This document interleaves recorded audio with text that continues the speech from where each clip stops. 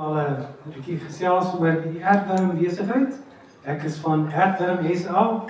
Ek het nou eendag vir julle die storie vertel van ou Jan met die boontjierank.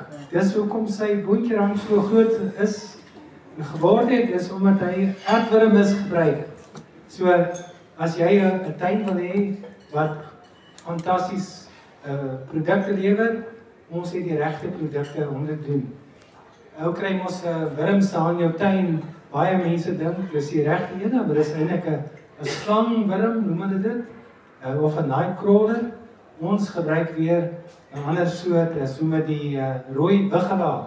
So die naam wiggelaar kom soos wanneer ek by die dansvloer is.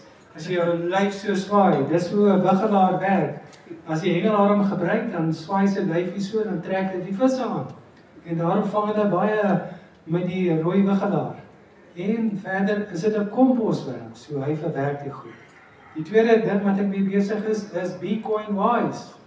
Ek is so bly om vandag die nuus te kry van Jacoba, wat R1,800 gekry het vir haar werkers ingesit het. Sy het een persoon ingeskryf wat 'n klomp mense ingebring het, en so kan elkeen van ons 'n deel word van 'n netwerk waar jy 'n geweldige inkomste kan kry op 11,000 mense in jou netwerk. So dis Bitcoin Wise en dit werk soos 'n bom.